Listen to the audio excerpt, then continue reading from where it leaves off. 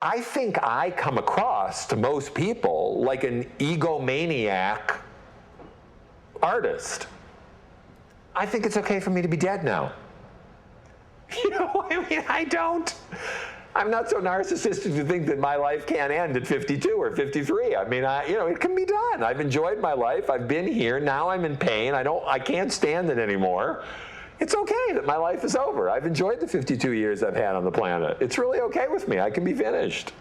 You know, it's all right. The world is going to go on without Victor Del Toro. The world does not need Victor Del Toro. I mean, I'm not trying to be funny. I'm not trying to be modest. It's okay. Y'all can continue without me. You know, that's the way I feel about it.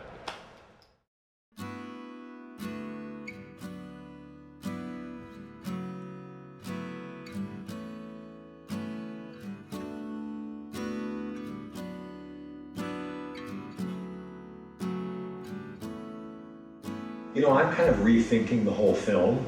Mm-hmm. I'm thinking it should be about you. I'm thinking we should spend our time talking about your life.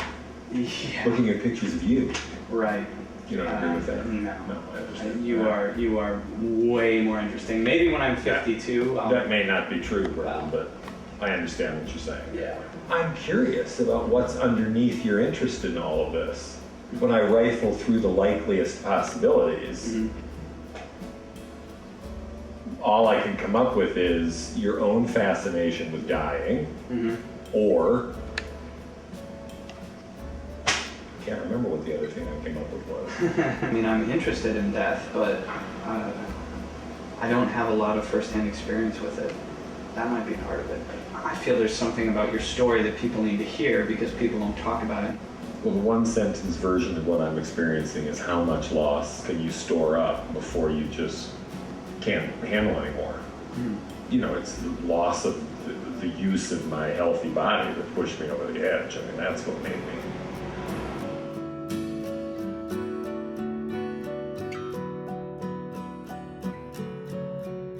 Suicide is the only word in our English language for the voluntary ending of one's own life.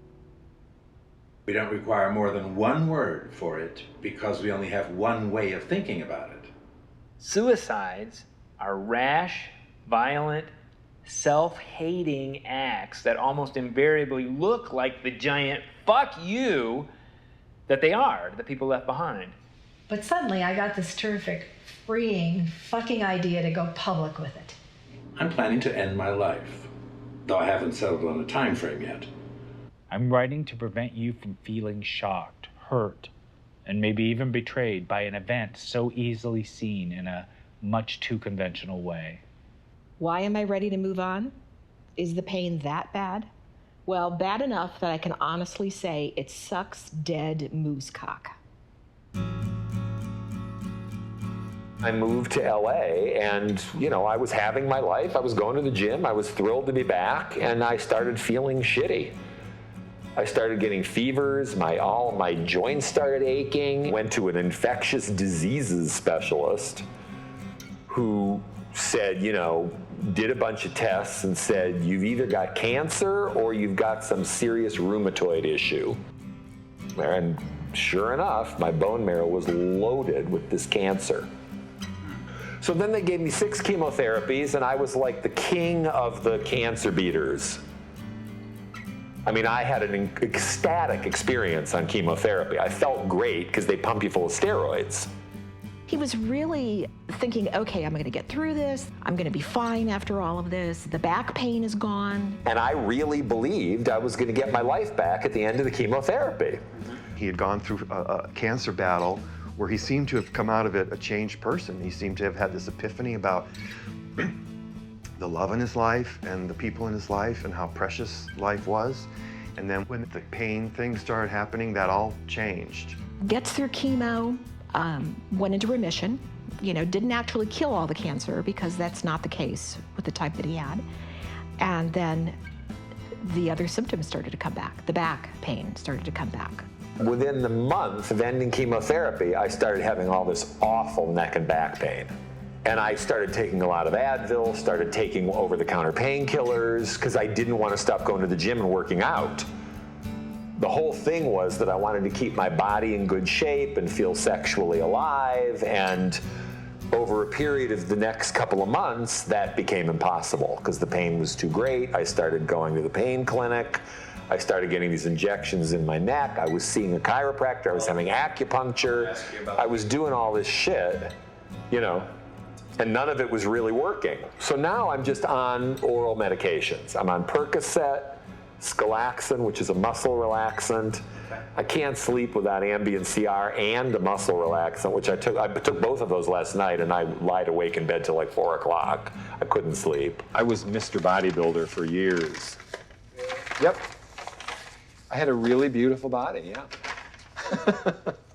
I had a beautiful body 2 years ago. Then I got the cancer. And all the pain started, and that was the end of it. I can make my peace with the fact that I'm an old guy now and I'm not sexy the way I used to be. I mean, everybody deals with that. But the pain, I just can't keep doing it. On a scale of 1 to 10, where is the pain level at on average? Between 6 and 7. I'm talking about without the drugs. Yes. 6, 7, 8 on a bad day. See, I'm never drug-free anymore. I'm always drugged. I mean, I had a Percocet right before you came, so the pain isn't so terrible now.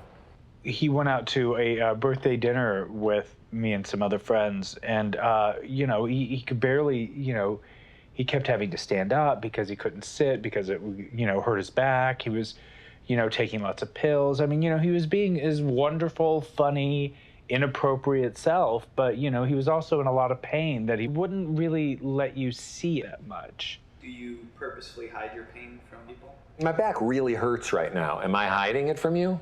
Yes. I don't think I'm hiding it from you. I'm just not going, oh, this really hurts, you know? It just hurts. I mean, it does, it hurts. But I'm not focusing on it in the sense that I'm not calling your attention to it at every moment. Is that hiding it? Well, Do you see what I mean? I guess what I mean by... Oh, but there are a few people who've said, you know, you don't seem like you're in that much pain. It's like, well, do you want me to narrate my pain for you through the whole visit? Mm-hmm. For you to understand that I'm in pain through the whole visit? Right. Right. No. No, I wasn't talking to you. I'm saying, you know. But yeah, I mean, that makes sense. But yeah, I'm in pain right now at about a 4 or a 5 on that 10 scale, yeah. That's what the Percocet affords me. A lot of people didn't see him first thing in the morning before he had taken a Percocet. They just did not see him not even able to straighten up. And the fact that, you know, one of the things that allowed him to straighten his body out was laying in a blazing hot bathtub of hot water. You know, I have to make a decision about this class. So the class is happening? No, not necessarily. It's happening only if I decide it's happening, and that's going to be directly in proportion to when I'm ready to go. So I'm sort of in the dilemma of it right now. How do you feel about what people think and what people are going to feel if you... Well, that's why I'm here. That's what's keeping you here? That's what's keeping me here. I don't want to make the people who love me sad. When I first read the very first blog where he talked about considering it, I was pissed because I felt like he was abandoning me. I took it very personally. My first reaction was, I'm not even worth living for. You know, and the kids, and he said, honey, I love you all, but no, the pain is too great. I let him know that, you know, I did not want him to do it, but try to talk him out of it, that, you know, I just didn't really see any possibility in that happening. And, you know, I knew that everybody else was trying to do that. My way of handling it is to explain myself fully to everybody, answer all their questions, hug them, tell them I love them, let them in on whatever they need to understand about me and why I'm making the choice that I'm making before I go. That's my concession to how much I love the people that I love. I mean, I don't want to cause them pain, but you can't ask somebody to keep living for you. You just can't do it. You can ask, but I can't ask you to live to teach you stuff, but the class would be really beneficial for me. You know, just saying. you know, I don't know what I'm going to do. I'm struggling with it, Brendan. I really am. I'm sorry, honey. That's okay.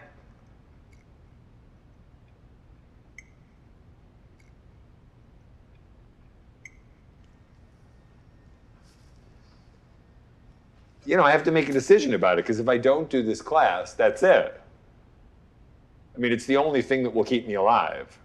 So now I've really got to make a decision. I mean, it's... You're gonna have to open your fortune. It's so complicated emotionally. Oh, I never read my fortune cookie. Oh, I would love for you to read your fortune cookie. Really? Yeah.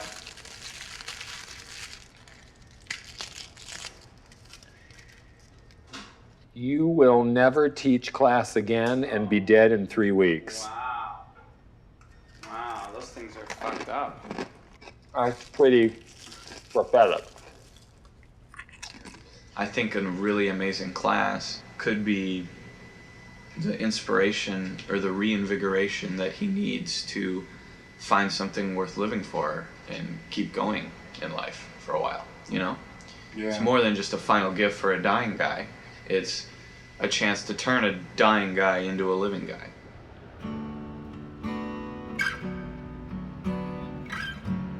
Let me just start with some, bullshit at the top. I want to be very clear. We're here today because Brendan has decided that I'm interesting enough to make a movie about. That's not why I'm here, all right? I'm here because I'm interested in teaching what I love to teach to those of you who are here today. I've never done this in front of cameras before. I do have a little crush on all 3 of the cameramen. They're finding this out right now for the first time, or perhaps they sensed it. Do they all have to go to some modeling agency to get a job? I don't know about that.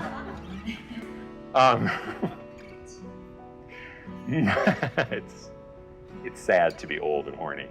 Okay, so here are the rules for this exercise, all right? 2 people come up here. One of them makes a statement about something they see in the moment to the other person, in the moment. And then the other person repeats it from their point of view. It must be the truth. I can't say to her, "Oh, you're so beautiful. I'd really like to make love with you." I'm an old homosexual, so that's a lie. Now, if it takes hold of me in that moment, hey, go for it. I'm open. Do you see what I'm saying? But it's got to be the truth. Otherwise, it's manipulation. I'm trying to see how she'll feel if I make her uncomfortable, the old guy who's teaching the class. Okay? So who'd like to begin? Redheads really turn me on. Redheads really turn you on. All right. The line says you're hot, correct? Yes? Yeah. Yes. Yeah. If we turn off the sound, what does the behavior say?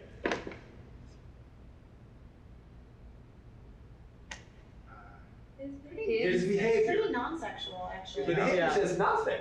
So take a moment, let yourself breathe. If you have a sexy partner who turns you on, let yourself feel it in your body a little bit more. Exactly. She repeats it how?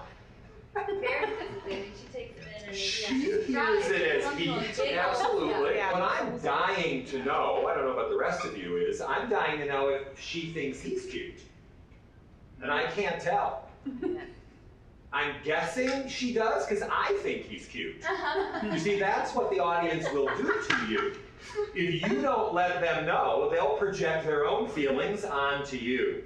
Victor's teaching style is unlike anything I've ever experienced. He's so much more interested in the connection between the 2 actors than in what's coming out of their mouths. Because if that doesn't sound true, you have nothing. Almost all of it looks very polite. Yes? Very deferential, very accommodating to the other person, all right? We're going to take 5 minutes, and I want you to go not talk to each other, shake off all the politeness, all the accommodation. It'll stick to you like fucking glue, because it's been drummed into our fucking heads since we were this big, okay? It's poison for the actor. This desire to be polite, it is poison. Loved teaching, because it was a place I could tell the truth. Mm-hmm. I mean, people are crazy when it comes to telling the truth. Yeah. And yeah, it's hard to tell the truth. A lot of times it's hard to tell the truth. Because we are selfish, needy creatures, and we do stupid things. Mm-hmm. But the only way I've ever grown or changed is by facing up to those things with the people that I'm closest to. I mean, I don't know how else you do it. I have a question. We live in society. Yes, Things unfortunately, okay. that's true. And we learn behavior. Yes. And you're saying you have to give that behavior up.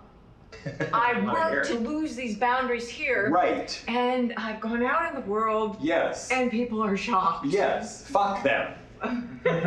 Is that what you wanted to hear? Yeah, maybe. Fuck those people and their conventional bullshit. If you choose to engage socially on their terms, that is your choice. Well, human beings are ridiculous. They really are just ridiculous creatures who buy into so many lies about the culture and the world they live in, and then they perpetuate it by lying to the people they love. I mean, it's... And the people who are angry at me for my choice are angry because I've essentially told them the truth. Who's angry at you? Well, one or two friends who don't talk to me anymore, who don't want to deal with me because of my imminent departure. I believed Victor, and a lot of our friends believed that Victor was very depressed. And he refused to acknowledge that. He would say, I'm not depressed. The definition of clinical depression is on the books, and I don't exhibit most of the signs. You know, my doctor asked me several questions and said, yeah, you don't really fit the profile. You know, I don't lay in bed all day thinking negative thoughts. I'm not in this place of being completely inert. Knowing somebody, you know, my father, being clinically depressed, my father does not have the capacity to have the kind of conversations with me that I had with Victor. Sure. My dad does not have the capacity to really love someone in a deep, sincere way. And with Victor, my conversations with him were so clear, so absolutely 100% focused on me and what he knew my needs to be, and that was a sign to me that it wasn't about depression, that it really was about something deeper. Well, I asked Victor if he was depressed, and he was like, sweetie, of course I'm depressed. Look at what's happening to me. Do you think he was depressed in the clinical sense? You mean, do I think that he had like some sort of chemical imbalance in his brain? Nah. I know lots of people who are way more depressed than me. Right. Way more depressed than me. They just have a much lower threshold for what they're willing to have their lives be about. I think depression was a very, very strong part of his makeup. And I say this partly because both Shelley and I take very mild meds for panic disorder, anxiety. I mean, it's in our family, but the pain had to be the major cause. Living, if you can call it living, in a condition where you can't move without pain. You can't sit up without pain. Had at that point trumped the depression that he had suffered with most of his life. You know, I'm sure there are people who are in pain who then find a way to alleviate the pain. Mm-hmm. You know, from the diagnosis I've gotten from my doctors about the degenerative discs, there's no solution to the pain. I have to live with it. That's essentially the diagnosis for many doctors. Mm-hmm. You said you were playing tennis this morning. I thought, oh God, I would love to play tennis. You know, I can't do it. There are people in wheelchairs who are happy to be alive, and my response is more power to them. I mean, I don't mean that sarcastically. I think it's great. without a functioning body that doesn't hurt all the time, I just have no desire to keep living. None. And that, my sexlessness is key, and that's all about the pain and all the other stuff. It's been almost a decade since I had sex. I mean, it's been that long. What is it about longevity that we prize so highly? I don't see dying voluntarily at 55 as any sadder or less fortunate than dying in a nursing home at 80. In fact, I see it as more fortunate. Well, my dad was always sick. I mean, my dad had a million operations. He was always sick. He had congestive heart failure. I mean, he lived way past the time when he should have lived because he was taking all these medications that were keeping him alive, and he was terrified of dying. So he kept himself alive way past when his body wanted to die. So he was always in terrible pain. He was always in pain. And this is the norm in America. I mean, this isn't an unusual story. I mean, my father said, "Oh, Victor, I'm ready to die." I took care of him for 4 years. Near the end, he was ready to die. I said to him, "Dad, stop taking your medications and you will die." And he said to me, "Oh, Victor, I can't commit suicide." And I said, "Well, Dad, I don't consider that committing suicide, but if you do, then you're going to have to suffer some more." And he suffered terribly at the end, terribly. When you have a script, your job is to make the audience believe that you are authoring these words. Make the audience forget that somebody wrote these words, you memorized them, you rehearsed, and now you're presenting them. If the audience is aware of that while you're acting, your acting sucks, okay? It's no good if they're thinking, "Oh, what an interesting line." The best question, I really believe, is how would you behave and how would you say this if it were really happening? If I had to pick one of these guys to play my son, I would pick Bill, because I know him the best. I've known him for like 2 years. We've had some serious talks about things that have happened in his life or my life that have been painful. He really just became this supreme mentor for me. And the way that he did that is that he shared himself completely. He told me every embarrassing thing about his life, and he made me feel comfortable enough to share that stuff with him. I'd never been that honest with anybody. My own father, who I had an amazing relationship with before he died, we never talked about a lot of the stuff that I talked about with Victor. I'm 10 years younger than my old, 7 years. And I was referred to as an accident. My mother was taking medication for her thyroid, which apparently is a fertility drug, doubles as a fertility drug. And they were, of course, using the pull-out method. They were also, Catholic.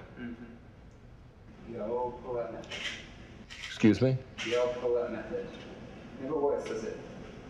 I guess it works okay if there's, if you're not a big pre-dribbler and her cycle is extremely regular, then I guess it works okay if you stick to it. I've been sticking to that pretty well. Oh, really? Yeah. That's your method of birth control? Really? That's a terrible method, dude. She's not on any kind of birth control? No. Oh, you're going to have a child soon. Dude, Are you serious? Is this the truth? Do you want to knock her up? No, it's sometimes the truth. It's not always what we do. Out of your fucking mind. I guess I didn't assess the behavior as reckless as... How can you not assess that as reckless? See, he's your pal, so he can kind of laugh about it. But I have this kind of more parental role, so I'm like horrified. Right. Yeah. I'm like horrified. If I were your father and you told me this, obviously you would never tell this to him. But if you told me this and I was your father, I would grab you by the back of the hair, probably, throw you into a chair and say, "What the hell are you thinking?" Isn't that how fathers behave? Pretty much. That's why I never had children, because I never wanted to have the moment like that with my child. Okay. So what else should we talk about? Well, it looks like you have some texted something there. Make sure there's nothing else you want to talk about first, because you get a lot more enjoyment out of your conversations, I think, than Way more. asking you questions. Yes, way more. Well, because this is something that really matters to me. My past doesn't matter to me that much. It's over. I mean, that makes sense, doesn't it? Yeah. You know, you matter to me in a way that I don't matter to me. You know, sweetie, it's upsetting when you find out that somebody you love is engaging in very dangerous behavior. I mean, I freaked out when Bill told me he was thinking of becoming a policeman. I freaked out. Bill and Brendan?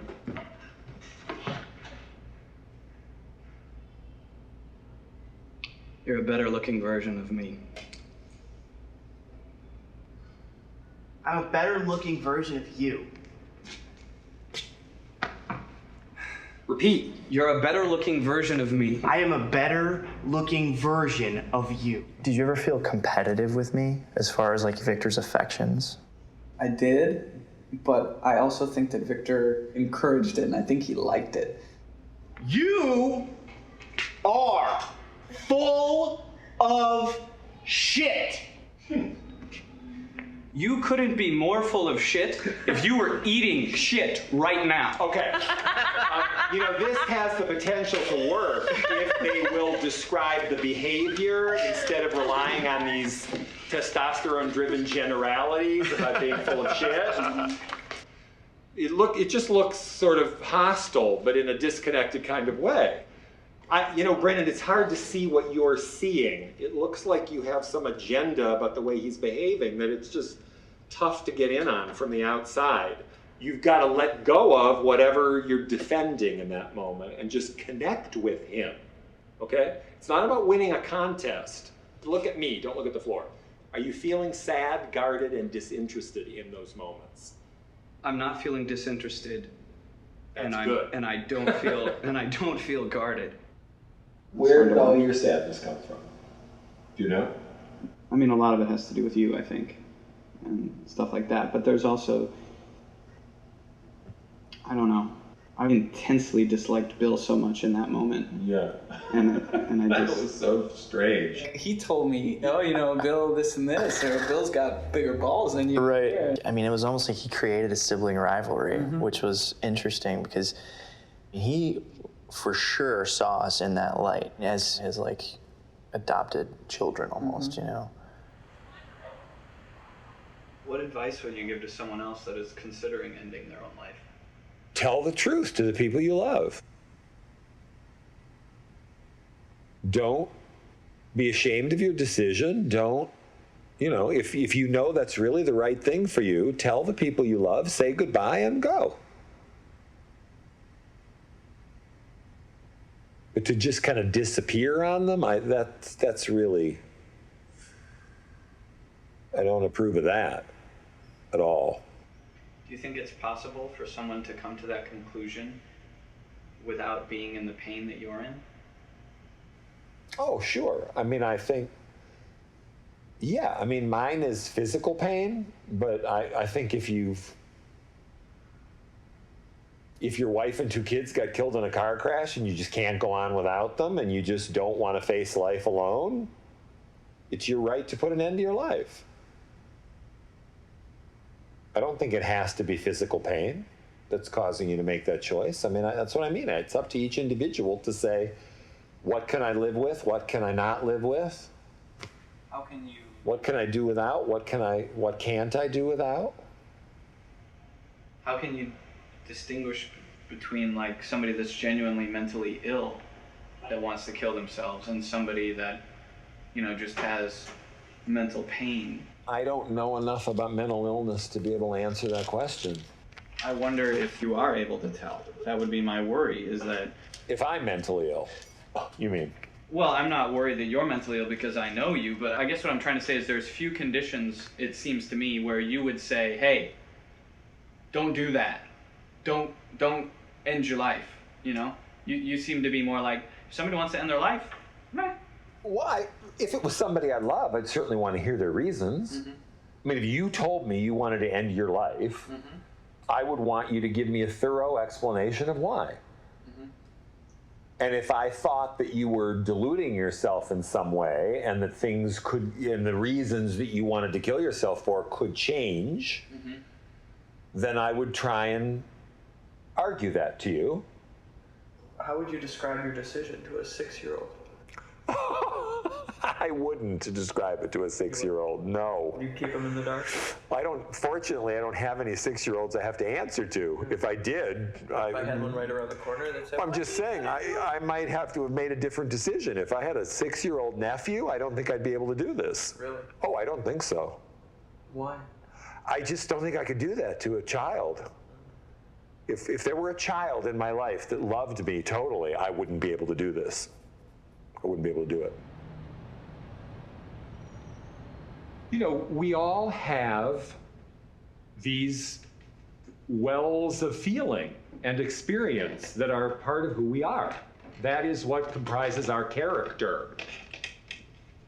When people act too much, it's invariably because they won't allow themselves to simply relate to what they've already got. So they create behavior that's false on top of what could be happening, what could really be happening, all right? You know, a man that I loved very much in my life died of AIDS. It was very painful. I still miss him.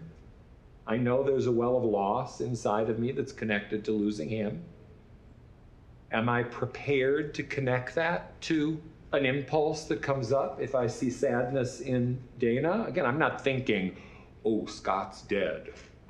Do you see what I mean? But I know he died. I know I was there. I lived my years with him. Am I prepared as an actor? Am I willing to allow that the depth of that loss to come into the moment? Perhaps I am, or perhaps I'm not.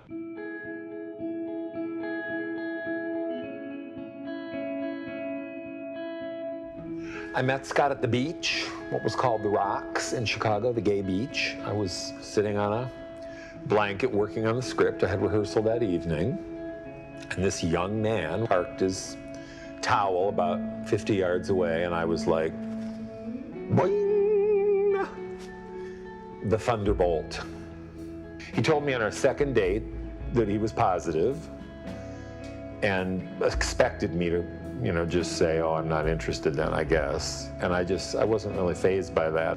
I just wasn't afraid of AIDS. I mean, I had been having safe sex. And he was just very upfront about it, told me what it entailed, what pills he was on, what stage he thought he was in terms of his health. And, you know, I was just so crazy in love with him. He was an amazing guy. I mean, he was just refused to give into it. I mean, he hung on to the very, very, very end and suffered, you know, more pain than I can even begin to wrap my head around. There was no crying when he died. We just kept saying, I love you, I love you, I love you, you know, and the further away he seemed to get, the more we kept kind of insistently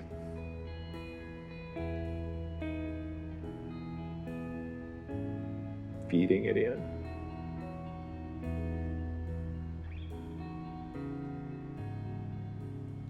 And I still miss him. He was an amazing guy. I remember scooping Scott's ashes into 6 little containers with my mother's old Sunday gravy ladle. It was a surreal moment. I was preparing to give a part of him to each of his closest friends to scatter in their favorite place of tribute. And I remember thinking while scooping, this fucking disease has no power over you anymore, honey. It's been burned out, and good riddance. You know, the AIDS thing that, you know, both Victor and I lived through, and being really familiar with death kind of makes it, I don't know, it changes things. Just seeing it so much makes it not something odd or something unknown. And I think it makes some people cherish life more and others maybe not so much. You know, watching him suffer and go through all of that was definitely the beginning of my formulaic of this notion that I'm just not going to suffer to that degree. I mean, I'm almost to a pain threshold now where I'm just clear I'm not going to take much more. In case any of this footage gets used for you viewers at home, Brendan has asked me to drive past the places in LA that make me the most unhappy. Again, that is a And so now we're about to do that. This is where I used to live. Okay, this is probably the most depressing place in the city for me. This is Gold's Gym here on our left. Yeah. I came here for years and years, always loved working out, always had fun. Met lots of sweet, sexy guys here over the years. Literally have not driven by here for the last 3 years. But that's like a knife in my heart. I used to get up early in the morning and go work out. That was how I started my day for 25 years. It was the thing I loved more than anything. Do you think you could start working out again? No. If I could start working out again, I would have. If I lift anything that's even slightly heavy, my neck is just a wreck. No, can't do it. In fact, there's some water in the back seat of this car that I'm going to have you guys carry into my house for me. I've never heard what happened to your mom. Yeah, I mean, the loss of my mother was horrible. I mean, my mother was this incredibly sharp, opinionated, bright, extraordinary woman. There were no other women like my mother in her era. There were none. Nobody talked openly with their kids about sex. No women spoke their mind the way my mother did. She started losing her memory in her early 70s. But see, she had all this horrible anxiety because she knew she was demented. Some people who get demented don't realize they're demented. So they get sort of like childlike, but she knew there was something wrong. She always said, Victor, we live too long. Our bodies are falling apart. Why do we keep ourselves alive with all these drugs? And I totally agreed with her. So I felt all this terrible guilt that I couldn't legally end her life because there was nothing I could do about it. I would have had to risk prison to put her out of her misery, which I considered several times. But, I just thought, ultimately the individual has to take responsibility for himself. She let her life get out of control. And now, because of this fucked up culture we live in, I can't save her. Once she lost her mind, she got sucked into the healthcare system and there was no way out. There was no way out. Then I found out that she was on Megace. Megace is a drug that stimulates your appetite. Because she wasn't eating. The core of who she was wanted to die. Her appetite was gone. She didn't want to eat. She didn't want to live. So my father, when they said, we can put her on a drug that'll stimulate her appetite, said, yes, do that. Well, I heard this when I arrived in Ohio and just hit the fucking roof. Scott had been on Megace when he was dying of AIDS. That's who Megace is for. He was a 35-year-old man in his senses who wanted to live. You don't give Megace to an 80-year-old woman who's wasting away in a nursing home with Alzheimer's. Yet that's what they do. You see what I mean?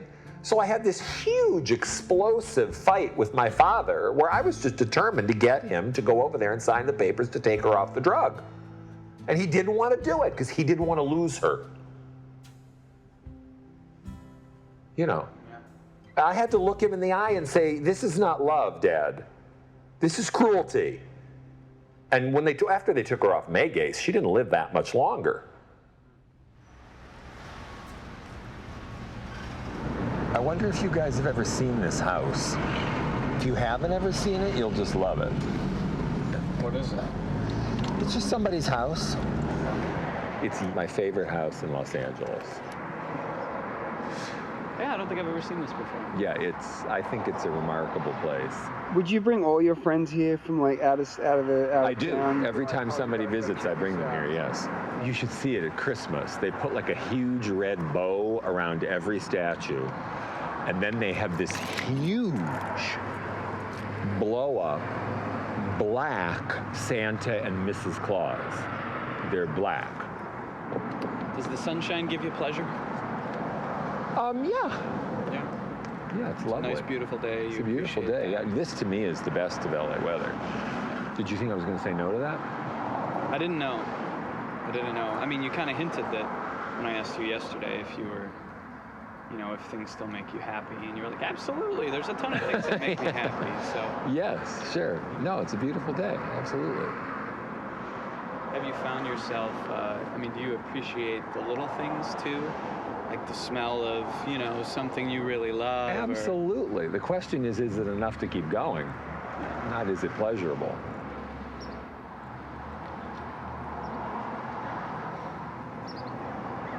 He seems intent upon just filming us standing here, doesn't he? He's just waiting for us to get in the car? I think so. Okay.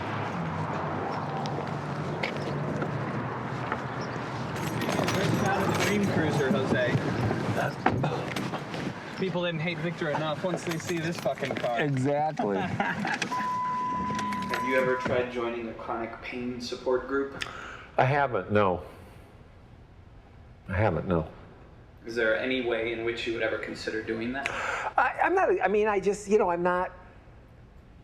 not wanting to meet with people and talk about pain. I don't like having this conversation with you now. I don't want to talk about my pain. You don't think it might be therapeutic or useful, or maybe you get some tips on how to better manage it? I think I'm managing it very well. You don't think you could be managing it better? I don't know what you mean by managing it. If the pain doesn't go away, I don't understand. Well, not feeling angry that it's happening, not feeling saddened by it, frustrated, is that what you mean? I think that would be part of it. I'm coping with it the best I can, and I know I am. When he made up his mind about something, he was too quick to think he'd seen all that there was to see about it and then to put it aside. He believes what he wants to believe, and he ain't gonna hear something else. So. I lost my sexuality when I stopped being able to be physically vital. There are no men that I'm attracted to who are attracted to me. None. I don't think you can say it. There aren't any.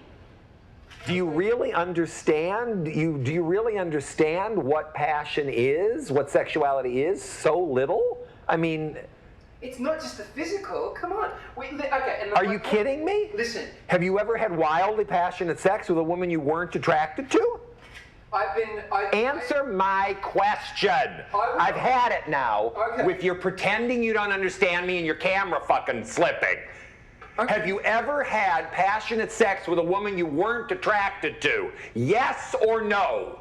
I will answer your question, Victor, but it's not that simple. Yes, it is. I've never had sex with passionate, crazy sex with a girl I wasn't attracted to. But I've had crazy, passionate sex with a girl that society did not think was attractive. So have I. I've had sex with men that society don't find attractive, and I've had great sex with them. Right, and what I'm trying to understand... Who cares what society thinks? We're not talking about society. We're talking about my cock. Right, but we're talking about your cock. Your head is made of cement. Well, I'm sorry that it is. I don't care what society thinks is attractive. I'm attracted to what is attractive to me from here. Just like you are. I don't encounter any men anymore that I'm attracted to that are attracted to me. It doesn't happen anymore. Yet. I haven't had sex for 8 years. Believe me, I understand where you're both coming from. Believe me, I do. But it's not real. It's not real. It's just you projecting your desire for me to be happy into a fantasy. Falling in love at 52 when you're out of shape and gay and don't feel sexual is impossible. Trust me, guys, I know who I am. So something happened with the theater and we can't have this space on Thursday until 4. Does anybody have a problem with 4 to 7? You can't do it? You can't do it. I'm thinking we're probably just going to cancel it. I'm thrilled that you're upset about that. No, you're kidding. No, I'm really not. I'm not thinking about canceling it. You what? We'll talk about it. And not having another class at all? Well, that's one of the things I wanted to talk to you about quickly. A couple of you have emailed me and said, are we going to keep this going or whatever? I think we should skip Thursday entirely, which is good because that'll make you want me a little more. And I want to be desired. Think about whether you want to continue. Where do you see this going? Oh, I wouldn't speculate. I really was expecting some crazy, nutty, dilettante types. And I'm very pleased. I mean, you did a really good job, Brendan. Understand that you're not interested in how pleased or impressed I am with you. I am. But the fact that you pulled this together so quickly and that you got these people who are interesting and alive and committed, I thoroughly enjoyed myself. Great. You know, I assume you could tell that. Yes, You absolutely. know, I had a very good time. That was you our know. goal. Yeah. So I started off to do this documentary about me investigating and challenging the reasons why a man wanted to end his life, and then giving that man the opportunity to enjoy what he loved most in life one last time. Then I got to know Victor and really, I don't know, fell for him. I don't know how you say that, but I mean, I care about Victor an enormous amount. And then I saw Victor be alive and really love this class. And like he's talking about continuing the acting class with all the students, and the students are really into it. Bill is talking about producing his play, and Victor would direct it. We have to keep pushing those things on him because I think that's the reason he's still here.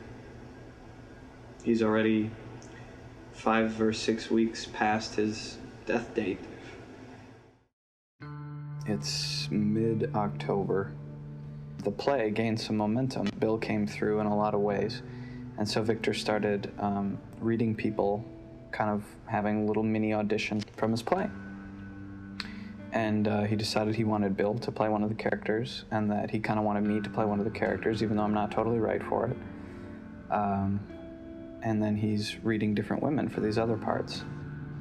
So Victor seemed very energetic and motivated to do this. And that's why I kind of eased off of the filming, because part of this documentary is asking him a lot of hard questions about suicide, and I don't want to focus on that while he's, you know, actively focusing on his thing. It was like a full-time job, man. I mean, we were in rehearsal basically for this play, and then, you know, he just kind of fell out of love with what he had done. I mean, I've been doing it for Bill. I love Bill, and he's a wonderful actor. He did wonderful work on that role. He was going to be terrific in it. I know he was going to be terrific in it. And I really wanted to do it for him as a gift for him. It's exhausting to almost even think about the whole thing, because it was so, I mean, that motherfucker, dude, he was dragging his feet the whole time. I was to the point where I knew that the conversation was gonna have to happen, where I was gonna have to say, Vic, listen, man, you need to do what you need to do, but like, I can't be a part of this anymore because I'm done. Like, I'm like at zero. Like, I gave you everything that I had to give, you have. And now it's like, it's really taken a toll on me. I am grateful, stunned really is more accurate, by the unconditional affection and the loving support for my autonomy and for my sanity from friends and students and family who seem to have either no limits or an astonishing willingness to keep pushing their limits farther and farther away, stretching their boundaries to share my struggle and to show me their love, regardless of how it may hurt. When I read that, I realized he really did understand, like, the demands that he was putting on the people around him. And it wasn't an ignorant situation where he was just doing this and it was about him and, you know, whatever. He was totally conscious and aware that it was taxing. I feel tormented by the fact that I'm going to cause so much pain. And I don't know what to do about it. Because I don't think I can keep going to prevent the people who are going to be sad from being sad. Mm-hmm. But I feel really guilty. I've been in tears a lot the last couple of days. You've been in tears? A lot the last couple of days. You know, how long is it going to take for you to get everything on tape? How long is it going to take for you to say to me, okay, you can go? As the filmmaker, not as Brendan, who cares for me. Okay. As the filmmaker, how much time do you need to get what you want on tape? Couple weeks, maybe 3 at the most. Couple of weeks. Yeah, 2 to 3 weeks. I think if I can, you know, I want to spend a couple days with you and talk about all the questions that people want to ask people that are gonna stop living. Do you feel some obligation to me? I wouldn't use the word obligation. There's something about the way you're investing in me and the way you're seeking to understand this experience that I'm in that has made me feel very close to you very quickly. And the other day when you said, you know, that a couple of people had warned you to not get involved in this, that was very profound for me. Really? Because I feel that way too. I don't want you to get drawn into all of the pain that I'm. Mm-hmm. I'm more concerned about the pain I'm going to be causing you.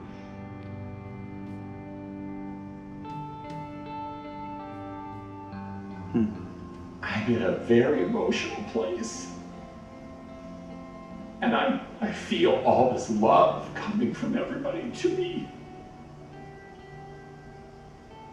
And that matters a lot.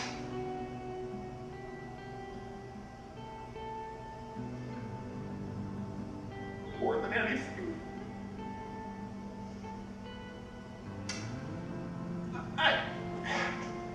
It upset me when you said that, you know, you thought this would be the most important thing you would do with you, might be the most important thing you would do with your life.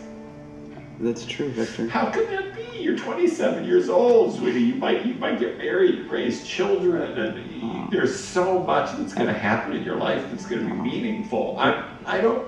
I don't mean to say this won't be meaningful. I hope it is terribly meaningful. Everybody gets married and has kids, Victor. Nobody does this. Well, then don't say the most meaningful thing, the most important thing. Say maybe one of the more interesting things or one of the more usual things.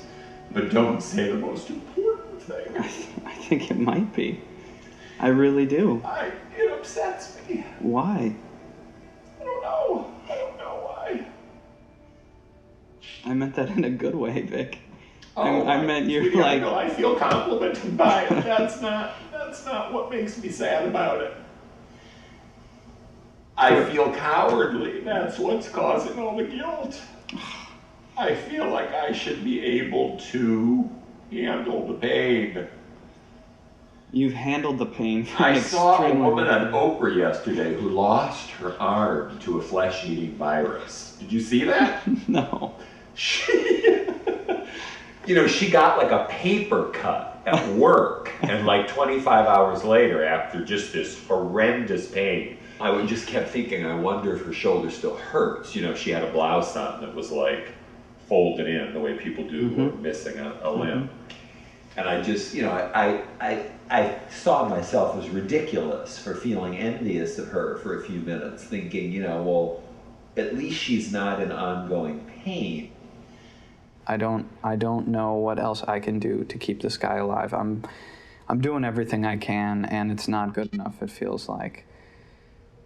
So, I mean, I don't know what letting go means, but I'm obviously not gonna stop. Do you feel like you're in the experience of trying to talk me out of going? Partly. How big a part? This is gonna be hard to say. Yeah. There have been times where I've allowed myself to get my hopes up. So part of me felt like this was this subplot of maybe you'll change your mind, you know? I mean, maybe maybe in spite of everything I've said, I will. Exactly. I don't think so, but it's possible, exactly. I guess. Sure. And to feel that I was playing some part in that, feels good. I mean, you wrote in your blog that if you hadn't have met me when you did, you would have been gone by the end of July. It's true. I was set.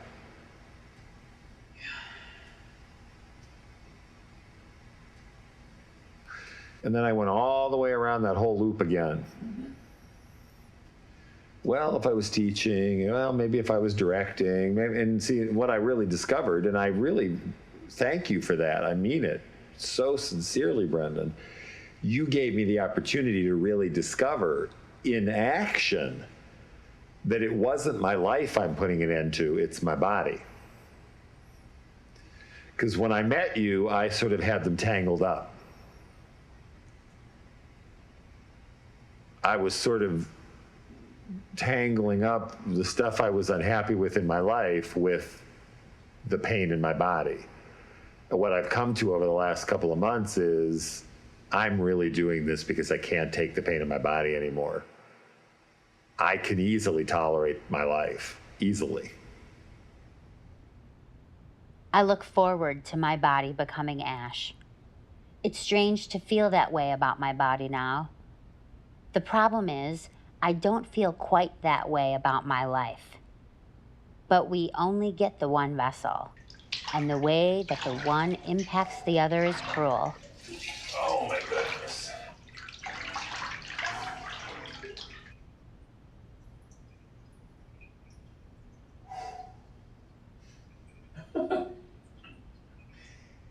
Is that any better? Excuse me? Is that any better? Yeah, the hot water just feels good on my neck and back. I do this like every day.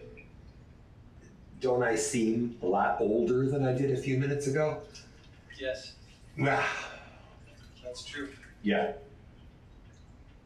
I feel like an old guy laying in the tub.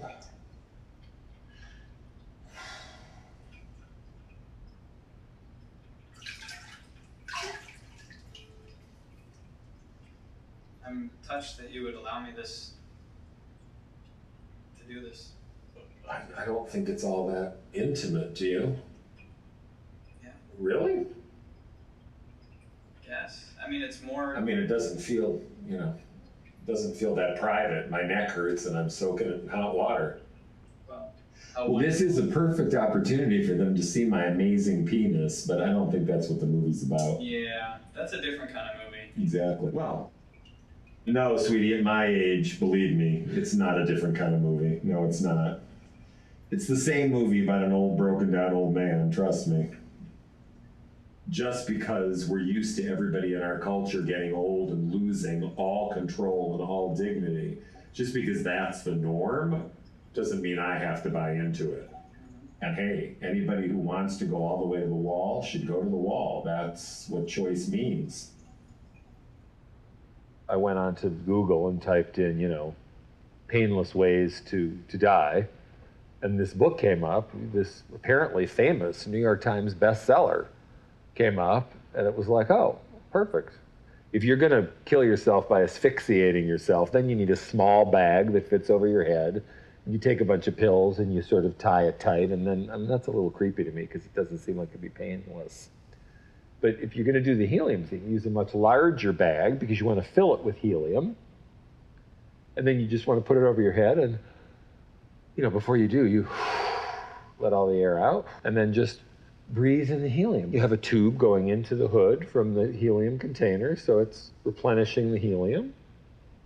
And then you just breathe normally, and in like a minute, you're totally forever brain dead. So, it's pretty painless. And then you're just in there, once your brain is dead, then your body, then your organs and your blood and everything, which need oxygen, aren't getting any oxygen. They're only getting helium. So like 10 minutes later, your heart stops, all your functions are over.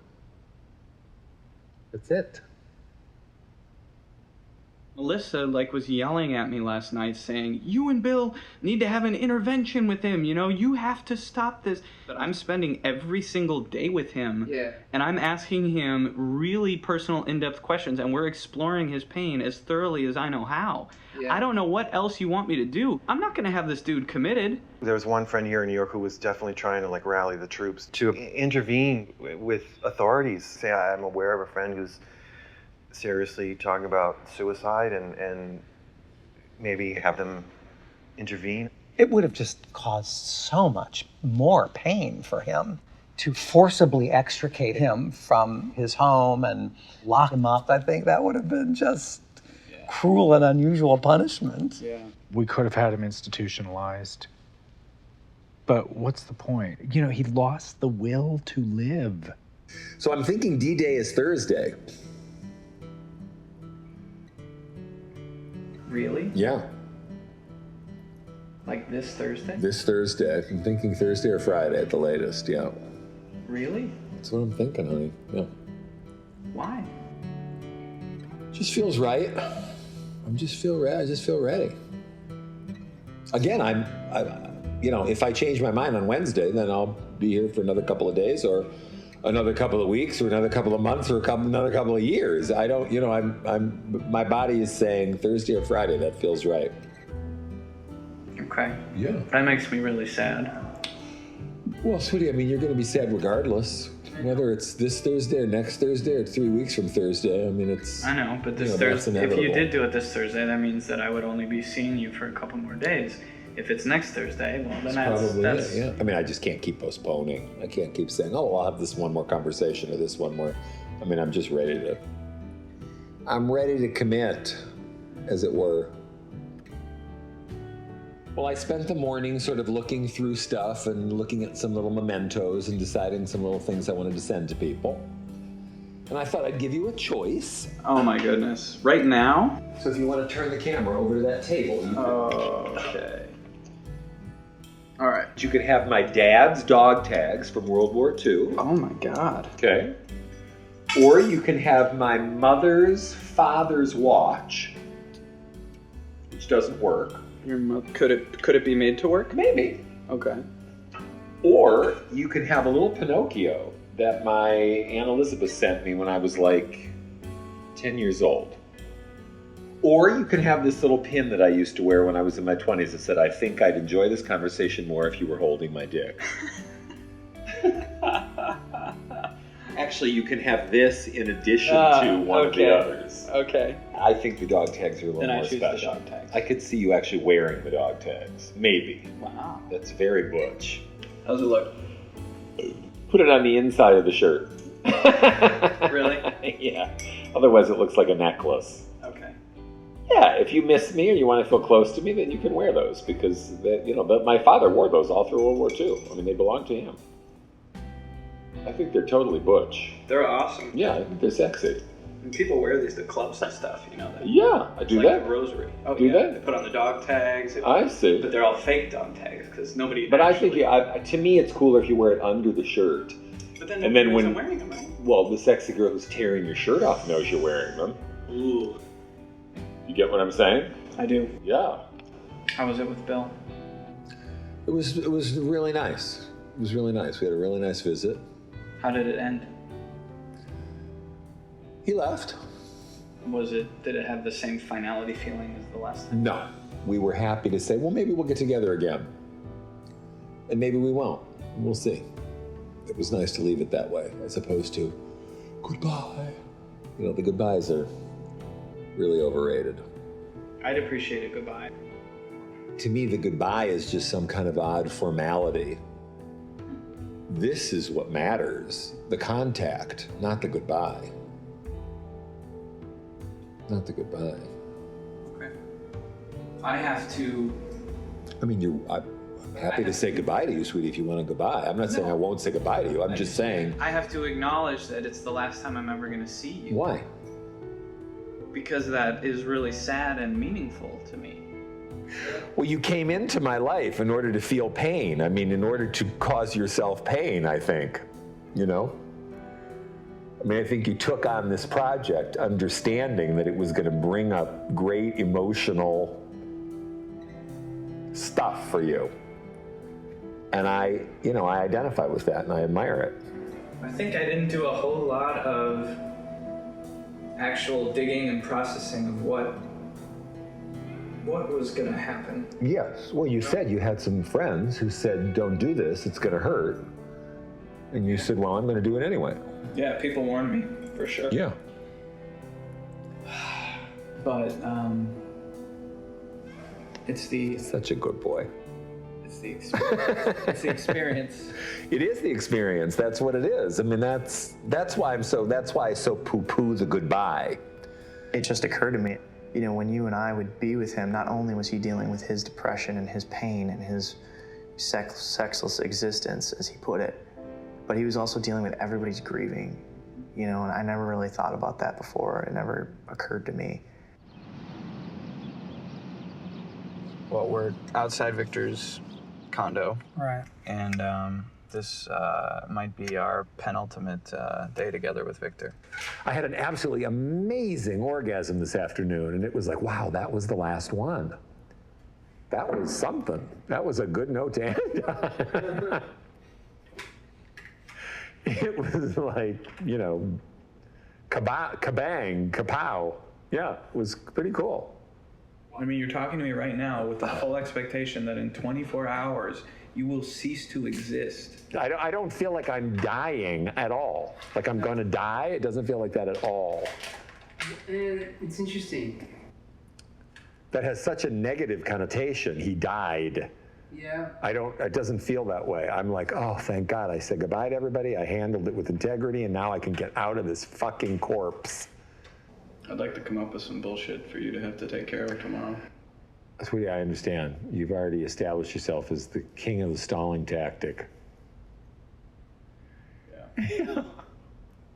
Maybe I'm naive. I mean, I didn't expect to find you both so ashen-faced. I really didn't. I gotta go. Yeah. I'm gonna stick around for a little while longer. Yeah, but no, if that's yes, all right. absolutely. I mean, well, Eesh. I mean, for me. Well, sweetie, I have thoroughly enjoyed getting to know you. You're gonna have to hug him. He's gonna be sad. Oh, I'll be there with him. But I know. And you're the one that shared the experience with him, so your hugs are gonna mean more to him than anybody else's hugs. Chelsea will hug him and suck his cock and hug him and she'll do it a different way. ride his penis and all that stuff. But you were here through most of it, so your hugs are gonna have a special kind of a potency Yeah. that he's not gonna be able to get someplace else. He's just a mess. He is a mess. It's outrageous. I'm gonna go. You are intending to remain among the living, so eat enough, get enough sleep and sunshine, and. Okay. All right, bye, Okay, sweetie. thanks. Oh, sweetie, I'd be such a liar if I said I wasn't gratified that you're so sad, but I really do wish it wasn't so painful for you. It's painful for me now, and you're not even fucking gone. You know, that's what I'm worried about. Well, you're looking it right in the eye now, honey. I mean, when I'm gone, you'll. But I can't talk to you. No, you won't be able to talk to me about it. That's what I want to do. Yeah, no, well, you can't talk to me about my own demise. If I were here, then there would be no demise. I kind of have been talking to you It's a about it. catch-22.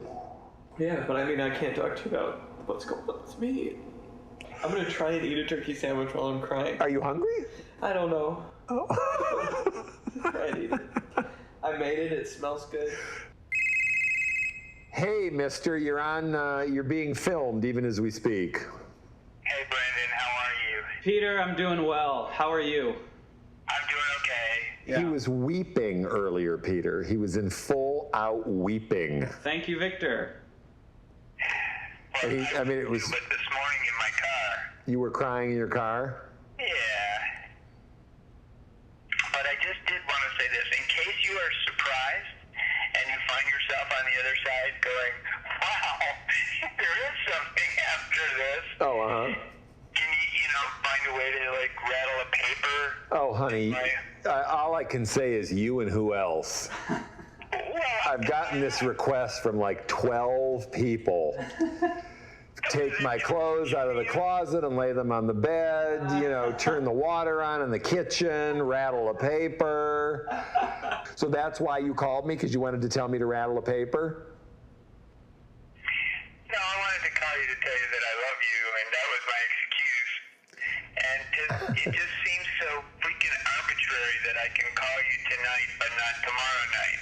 I getcha. Painful, and it's just too weird. I know, it's kooky, sweetie, isn't it? Yeah. Whereas if I got killed in a car crash, you wouldn't think anything of it. You'd be like, oh, how tragic, he's gone. Yeah.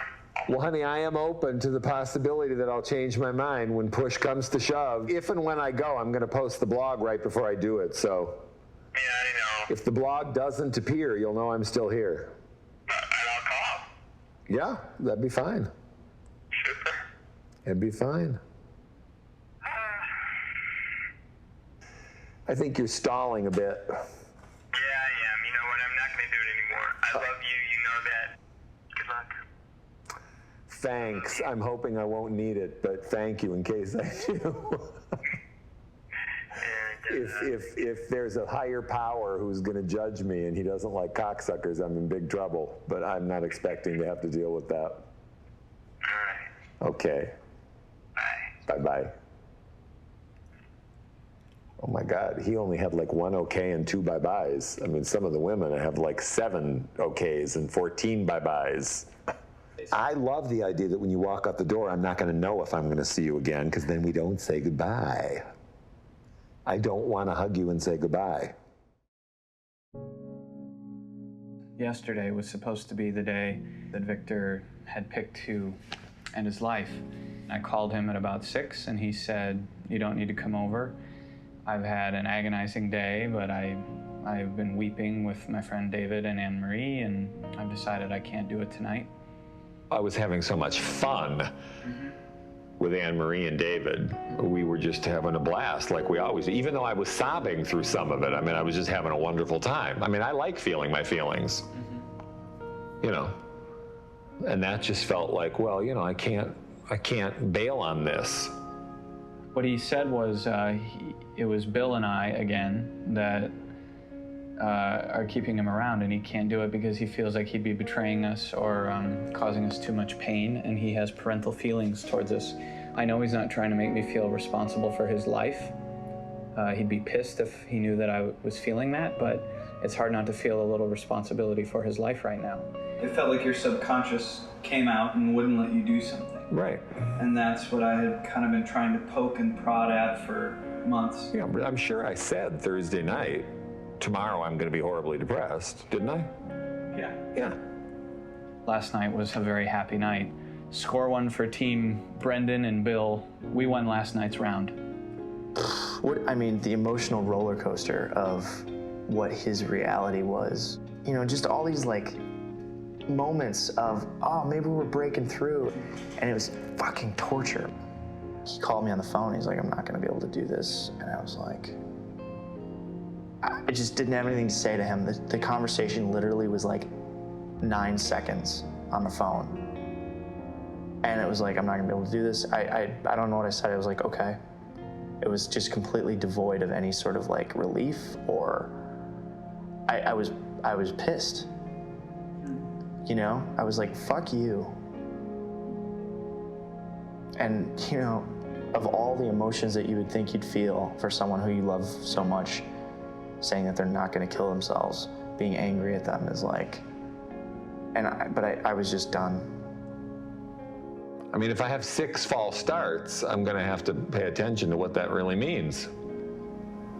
Well, I was excited about what the 1 false start meant. Yeah, I understand. I mean, everybody was, sweetie. All the people that I told were excited, and that's what caused, a big part of what caused my surge of self-directed anger. It's like, oh, you know, you're letting these people get all excited for nothing. This is still going to happen, and it's going to happen shortly.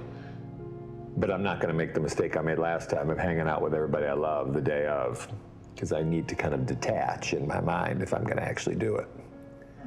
So I'm not going to be under the influence of my people that I love crying and telling me how much they're going to miss me, because that just doesn't help for taking off at all. I mean, you don't want to see me again? I don't, sweetie, I always want to see you. That's the conflict. I just love you. But if I'm going to do this, I need to stay away from you for a day or two, probably. Yeah.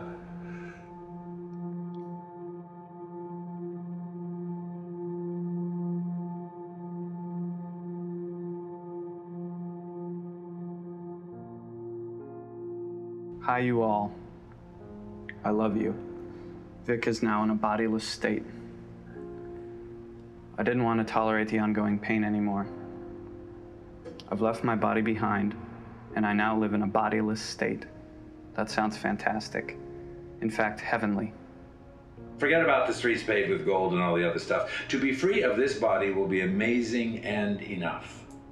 I feel the approach of relief, of release, and also sadness and some shame that I couldn't adapt to the pain to keep you from your sorrow.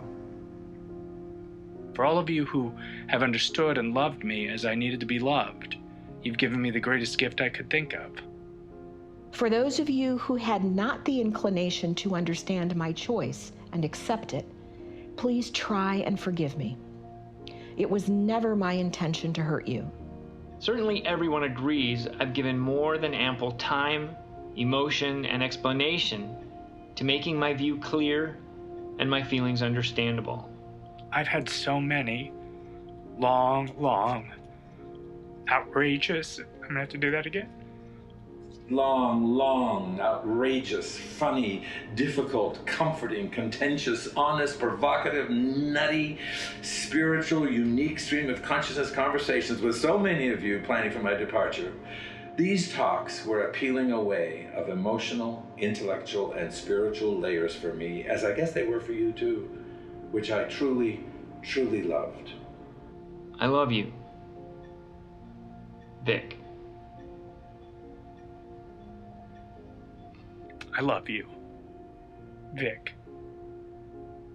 I love you, Vic. I love you, Vic.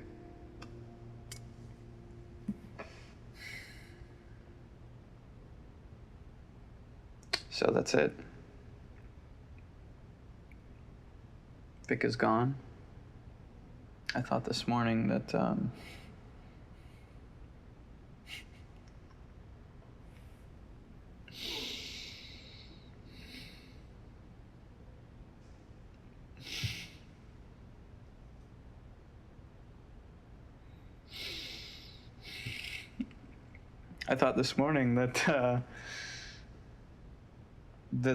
we had gotten through it. I mean, I understand the reasons. Obviously, I've spent so many hours with Vic. I understand the reasons, but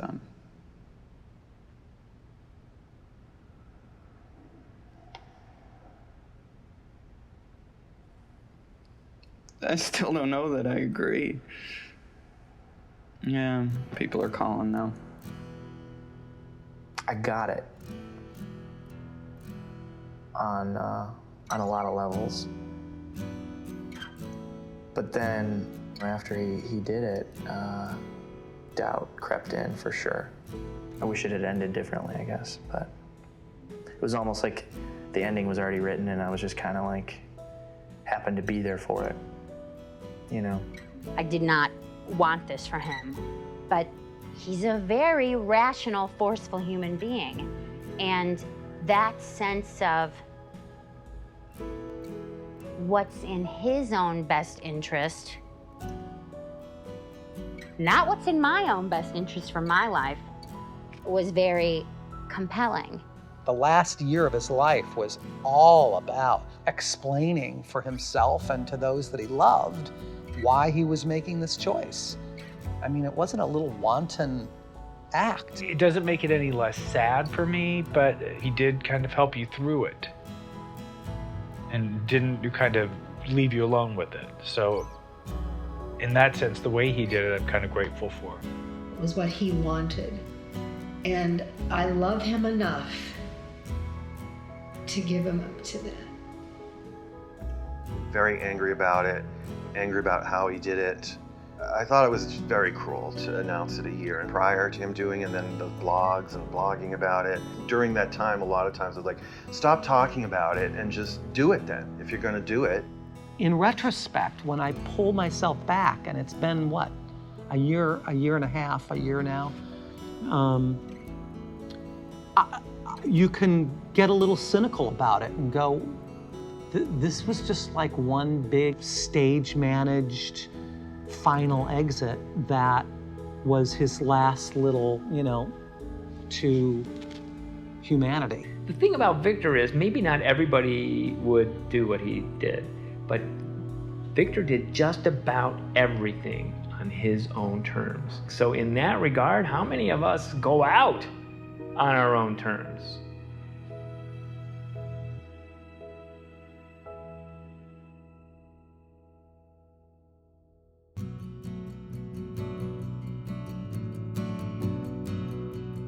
Stop trying to read my mind. You're clueless. Stop trying to read your mind. I'm clueless. Stop trying to read my mind. You are clueless.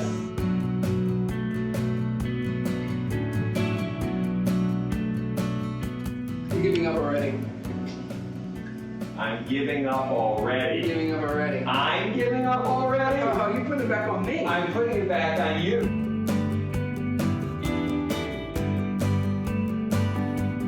You don't know what to do with me. I don't know what to do with it. I'm unwilling to do it, Oh, but I know what to do with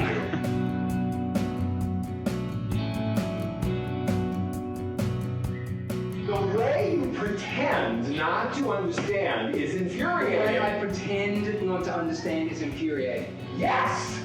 Yes. Yes! Yes. Yes! Yes. Yes! Yes. Yes! Yes.